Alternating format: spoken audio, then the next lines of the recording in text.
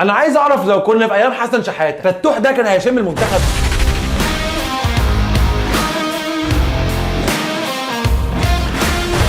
الانسان ده غريب قوي، ممكن تلاقي ربه حطه في سابع سماء وبكلمه منه صغيره او تصرف ينزل سابع ارض. واكبر مثال على بنقوله بيومي فؤاد واحمد فتوح. مش ههريلك في قصه بيومي عشان كلنا عارفينها، بس انا جاي اهري النهارده في قصه فتوح رغم ان كلنا عارفينها. انا كنت فاكر ان ميدو وابراهيم سعيد لعيبه ما تعرفش حاجه عن الالتزام، بس تخيل بقى رغم اللي سمعناه عنهم ولا لعيب فيهم قبل ماتشه بيوم بيقول لي نادين انتوا عايزين مني ايه؟ سيبوني في حالي انا سهران. يا فتوح ده مش ماتش خماسي، انت بتلعب في نادي الزمالك وكنت بتعمل ستوريز وبتقول قد ايه انت زملكاوي. وهو في حد زملكاوي يعمل اللي انت عملته؟ طب بلاش زملكاوي، هو في لعيب كوره محترف وبيلعب منتخب مصر يعمل كده اصلا؟ انا عايز اعرف لو كنا في ايام حسن شحاته فتوح ده كان هيشم المنتخب؟ انا مش جاي اذبح فتوح، بس يا ترى هو الغلط على فتوح لوحده ولا على ناس تانية؟ جزء من الغلط على نادي الزمالك وعلى الجمهور. نادي الزمالك اللي مجلسه السابق محسس لعيبه معينه ان الفرقه واقفه عليهم، وجمهور نادي الزمالك اللي عمال يكبر في لعيبته ويفخم فيهم لحد ما فتوح وصل بيه الحال ان ما يهموش لا جمهور ولا مدرب ولا حتى لعيبه. وانا بقول لك اهو يا جمهور الزمالك، فتوح لو عمل الحركه دي في الاهلي كانوا بطلوه كوره. لا ما كانوش هيمشوه، كان هيبطل كوره. وعندي سؤال بقى تاني للاهلي وبيراميدز، تصرف اللعيب مع نادي الزمالك ما يقلقكش؟ انا لو في جهاز بيراميدز او الاهلي اخاف. ده لعيب لما بيقرف او بيقطروا عليه الفلوس بيقول لهم سيبوني في حالي انا سهران. هتجيبوا عندك الفرقه وتسيطر عليه، ولا انت شغلتك بس تكيد في نادي الزمالك؟ قبل ما تتعاقد مع فتوح اسال نفسك السؤال ده، سواء مسؤول اهلي او بيراميدز. الحاجه بقى الاخيره اللي عايز اختم بيها، يا ريت كل الانديه تهتم بناشئينها، عشان لما نادي زي الزمالك يبقى محروم من التعاقد يلاقي عنده ناشئ واتنين يلعب مكان اي لعيب يتلوي عشان الفرقه ما بتقفش على حد. هي دي الفرق الكبيره، وكله فاكر الاهلي مع حسام البدري اما صعد محمد طلعت واحمد شكري وعفروتو. فين الايام دي؟ فين حسام عرفات وبوجي والناس دي كلها؟ عندك ناشئين جامدين يبقى ضمنت استثمار، ولاعيبه في الفريق الاول ملتزمه خايفه تفقد مكانها في اي وقت. اتمنى نادي الزمالك مش بس يوقف احمد فتوح، ده يتعامل مع كل لعيب في الفرقه على انه ترس في مكانه، والترس ده ممكن يتبدل في اي وقت ويخش مكانه ترس اقوى منه عادي جدا. الالتزام الالتزام الالتزام